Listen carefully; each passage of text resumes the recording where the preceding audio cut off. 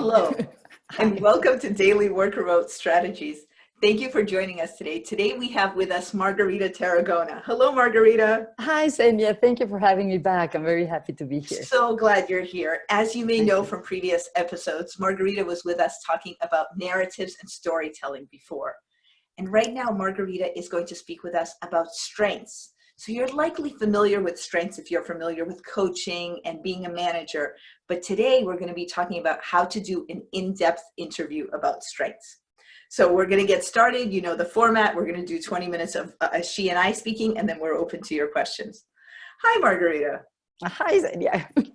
So to start, I love strengths. When I work with a client, I usually ask them to do a strengths assessment pretty Right. early in our work hmm together. hmm But this specific thing that you're talking about, doing an in-depth strengths interview, in what situation would you do something like that? I use it a lot with my clients, almost with any client. I find it as a way of strengthening. I'm sorry to use the same word, but to kind of like getting the most out of a report. Or most people do, as you said, a survey. It could be the VIA survey about character strengths, which I use a lot, or there are others like, find your strengths now, or there's a different one. And I think it kind of ties with our previous conversation about narratives. I think that it's really wonderful to get a printout and see the list of your strengths. That I think that's more powerful than just hearing about your strengths. But to make it even more powerful, if in addition to looking at your results, you actually start an inquiry process about those results with curiosity, with wanting to know more about the history of those strengths, the effects of those strengths in a client's life, I think it gives them like more power, because in a way they become not just data points, but stories of sorts. Yeah. Oh, how could people who are not coaches use it? So Yes, whether managers or sure. with your manager, or with your team members, or even with your spouse, how could people use a similar thing so that they have it in the back of their heads as we're Yeah. talking about Well, I think basically it's not a technique or a certain number of questions that you have to memorize, but it's to express curiosity and interest in that person's strengths. So you can ask it in different ways you want.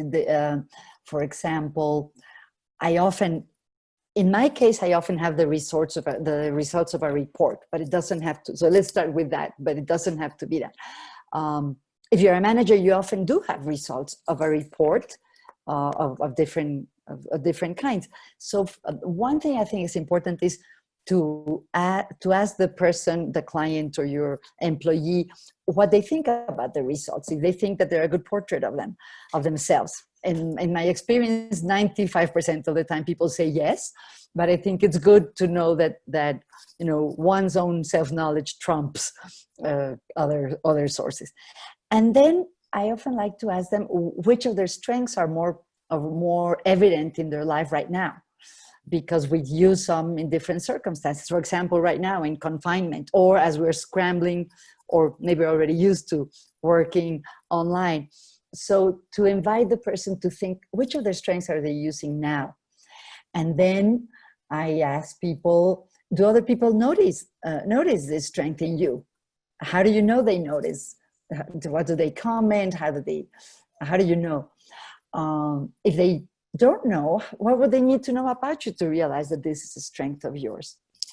So those kinds of questions. And then let me know if I'm speaking too much. So let me highlight some of the things that I'm hearing you say. You're Sure. saying start with a base, whether it's a report or something that you've observed about the person. Exactly. And then Exactly. the questions that you're asking, you've given us about 3 or 4. It sounds like the theme is curiosity about Right. whether this information that you've either observed or you have in a written report, whether this information resonates for the person you're speaking to. Exactly. Yeah. Great synthesis, Enya. Yes. So what I'll do is I'll drop into the comments the viacharacter.org, so people have at least that if they haven't seen it. Right. Okay. So would you like me to mention what are some of the character strengths in case I people are think not that's great. familiar? You're right, because Yeah. you and I are so familiar. Please do. Yeah. Yes, please do. The VIA classification of strengths is it's a survey, a tool to assess strengths. It's also the name of the classification itself. It's also the name of an institute that studies and promotes human strengths. And these are strengths of character, which means that they are a little different from innate talents, but they're more like aspects of our personality. I like the definition of the bright side of our personality. So they are personality traits like love of, I'm telling you about a client that I saw this morning. A capacity to love and to be loved, that's one. Love of learning, forgiveness, zest, curiosity, those are some. And there's also fairness, spirituality, sense of humor, leadership. There's 24 of these character strengths. And we all have them like in different levels. So when you do this particular survey, you get a list of your strengths from your highest strengths to your less developed ones. So just to give you a sense of what kinds of strengths we're talking about. But I think it's applicable also to other strengths. There's some surveys that have to do with what kinds of roles you do best at work. For example, if you are good at presenting disruptive ideas, if you're good at following through in a detailed, careful way, if you are a good teacher that explains things to people, if you're the kind of person that kind of brings harmony with them to a team. So whatever the strength is, whatever your vocabulary for it, what is important is to pay attention to it, not to, sometimes we have a tendency to, not pay too much attention because we go right into what isn't working well. And the idea is to have the same curiosity and interest in finding what does work well and what is great about the person we're talking with. I'll even just ask for the people managers on the call and the coaches on the call, how often have you had that you've had a discussion with your team member or with the leader that you're coaching and you said, hey, here's the summary of everything. And people will say, okay, what's the bad part? Exactly, right, let's zoom into that. Right, okay. So you're saying when we start the strengths assessment, so we have some assessment of their strength, either observation or this, and we're starting to ask them questions about how they see this strength in themselves. Right. And then my question for you, because I'm really curious about how you do this.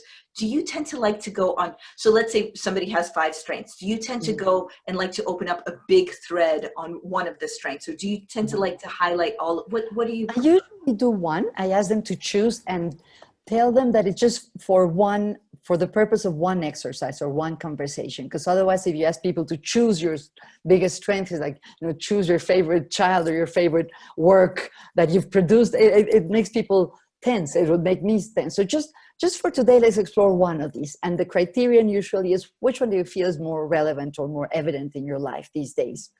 And we go into that one. I find it easier to do then we may see how one strength connects to another.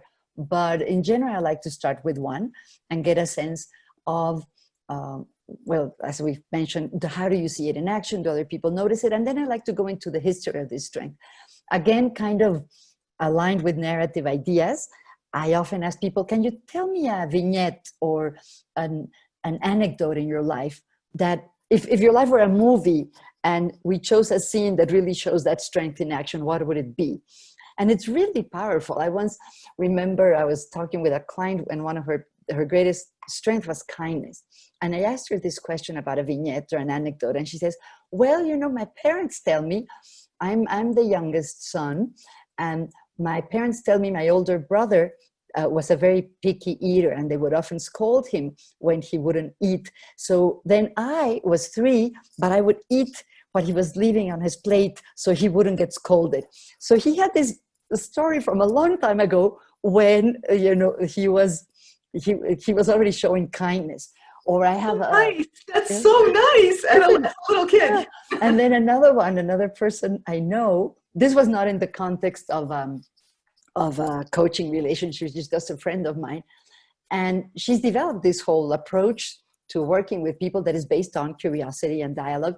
And she says, and she has written about this, that ever since she was very young, her nickname in her family was Nosy Rosie, because she always wanted to know everything about everything. So, and it turns out, fast forward 30 years, and she's writing about curiosity as the leading aspect of, working with people. So I think that's a fun thing to do. And oftentimes we can find like the seeds or elements of what today is a strength already some time ago. And look what you've done by asking people about that. I mean, almost these two stories, and when I recall that I've asked this of people, it's playful, it's silly, it's fun. People recall even things that are important now, like social intelligence or bravery. They'll recall a time when they were little, and it was silly at the time. Right. Yeah. And it doesn't have to be little. It can be, when you were little, it can be more recent also. Sometimes people spontaneously tell you how they developed a certain strength, how I had to become perseverant as I entered college, or I had to develop patience with my first boss. So it can be at any point. But what I think is useful is to go beyond seeing it as something like a bit of information right now, as something that has a history, and then you can project it towards the future. Something that I also like to do, Senya, is to think relationally, how our strengths are not just like something that we're a container of a substance that's a strength, but it's something that we perform, and almost always in interaction with others. So I think it's interesting to ask people, who helps you strengthen or nurture this strength? In which of your relationships is this strength more evident? So I like to also find out about that. Thank you. I actually have not heard many people speak about it relationally, in this sense of in what parts of your life does it come up more or less, helps you nurture it. Yeah. You mentioned the future a little bit. Can you say a little more about the kinds of questions the kinds of interview you like to do? Yeah. For example, I ask people, what effect has this strength had in your life? You know, how has being successful had an impact in your life? And then they'll tell you, well, that's why I'm always chosen to organize the New Year's party at the office, or it has allowed me not to give up, or I have fun. People tell me that I have fun. So I find out about the effect of that strength. And then if you continue exercising this strength in the future, what do you think may be in store for you? And another question that I like to ask is, and these are not all my ideas, they're based on teachers I know, among them Harlene Anderson, alias Nosy Rosie. She's one of the developers of collaborative practices, and Michael White, one of the creators of narrative practices. And they sometimes ask people about their dream team. So let's say if you had a dream team, if one of your strengths that we're discussing is bravery, if you could have your dream team of inspiration for bravery, whether it's people you know in your life or literary figures or people who are no longer here, who would they be? And it's often very touching. You know, people would either tell you about people they love, or public figures, or so. I think that's just a fun sense that we can and do gain inspiration from others in our lives, whether real people or figures that we know of. So here are the categories that I'm hearing you say. One is where do you see your strengths? So a little bit about you. Then the history, which is so delightful to hear you say, whether it's a long time ago or something that's really developed them. Then relationally, and then the future, including possible questions like the dream team. Exactly. Awesome. Where else do you like to go in strengths interviews? I'm trying to think. What weakens your strength? What detracts energy from it? And then what other of your strengths can you bring in? How do this strength leverage others, or how does it tie with another one of these strengths? I'm trying to remember what else. I often ask people if they would like to develop a mantra that reminds them of their strength. Something that they can remind themselves with, or nowadays we have so many digital media, literally at the tip of our fingers. So if the client is creative, or just if they would like to create a screensaver, or with their top strengths, or just one of their strengths, or to create other kinds of reminders, like a Post-it note that they may put on their bedside or on the mirror, something to remind them of their strengths. But by the way, we're having a few comments here. Sure. One of you raised your hand, and I don't know what you mean. So could you type your comment into one of if you meant to raise your hand? And then we have another comment coming in, which is brave here. So I believe this person has done their. She's been brave by speaking That's up. right, Great. that's right. Welcome. And then they were saying that others start to notice her bravery by saying that they know that she'll stand up for our department or go to bat for the department. Exactly. Yeah, and that it's not only in COVID-19, but really just helping others navigate an uncertainty through the bravery. I think That's beautiful. that's what you're I talking think that's about. beautiful. Right. Yeah.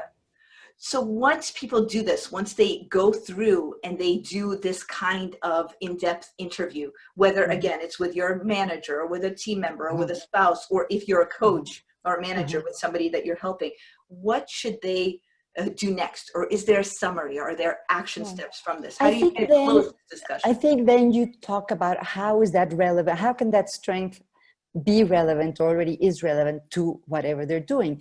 It can be for something that's going well, like a current project, maybe. I have that too, by the way, Margarita. I'm having. We just want to let everyone know we're all we're all on video. We're all in our homes. I have had my door open 3 times. I've had a standing desk. The only reason you don't see my kids is because they're below my. I'm so sorry. I think cats are better for COVID, but anyway. So how can this be like useful in this project you're involved with, or if somebody's facing a difficulty, how can this strength be useful in overcoming an obstacle? And this reminds me also of another variable, which is overuse of strengths. Sometimes we don't use a strength enough, but sometimes we overuse a strength. For example, the other day I was speaking with a colleague who is like super thorough, incredibly careful, does her work in an incredibly, really in an excellent way. But the thing is, she was taking a very long time to finish projects because she pays so much attention to detail. So we started to talk about it in terms of a strength. How can it be overused? So there's many ways you can go about it. And sometimes I think it's not a one-time conversation. I think it becomes part of the thread of your relationship with that person, and you can call upon it as it becomes relevant in whatever you're experiencing together. I am so glad you brought that up sort of at the conclusion of our formal part, the first part before we get into questions. But that's so relevant to things that you end up doing as a manager anyway. You have a discussion, but then you can pull again on that thread 2 weeks later, 6 months later. Are you using this strength? Are you able to use this strength that we talked about? Yeah, I agree. And I think that's true, in my opinion, for most of positive psychology concepts and practices, that they're not like a one-time thing, check, you did that, but it's more of an attitude or a way of relating with people, of seeing ourselves and others. And the things that you can go back to in different ways or different variations. I haven't heard that about positive psychology before, but I think you're right now that I think about it. Things like savoring and gratitude, any of this, even how you're doing active constructive responding, that needs to be a habit. You can't just do it once. Right. Yeah. And maybe you're not doing all of them all of the time. You're like a positive psychology sampler, but it's like, but you do use them frequently in different situations, right? Yeah, absolutely. One last idea for our viewers before we go to Q&A. If they remember one main thing in terms of having a strengths discussion with a team member, with a manager, with a spouse, what is it? What do you think that's? To be curious and ask honest questions about it. You want to learn from that person about that aspect of their life, of themselves. Thank you so much, Margarita. Thank you. Thank you. Okay, question time. We have one question in the hopper and we're ready to take more. So go ahead and type in your questions, or we know this is a 20-minute webinar. If you want to run, then run, or stay for the questions. So thank you for joining us. We're here at 11 a.m. every morning. Tomorrow, I am doing one. What's my topic for tomorrow? Tomorrow is me. Oh, I'm doing about the reach method if you're triggered, if you're emotionally triggered. Wow. Okay, so we have a question, and I'll go straight to that question. Our question is, please give me a moment because it was on the screen. Okay, our question is, okay, this is actually from the same person who was talking about brave, but sometimes it seems that this person's asking, sometimes it's different to put on a brave face or to move deeper and showing others that they may have a strength. So could you speak a little bit to when you express your own strengths and when you kind of highlight other people's strengths? Oh, well, I guess it depends on what the moment calls for. Like if you were saying that you go on the bat. For the team, that may be the moment to, to perform your strength. But in general, in our relationships with others, and particularly if you're in a managerial or supervising position, I think it's very important to acknowledge, to have a vocabulary for strengths, not just to say good work, but that was done really thoroughly, or I like how creative your solution is, or I love the graphics, to make it concrete, to go beyond the generic expression of approval. So I think it's like the give and take of many interactions. There's turns in which it's you help the other people shine, and then there's moments for you to shine. And I don't mean it in a like an egoistic way, but just to have your strengths, to put your strengths into action.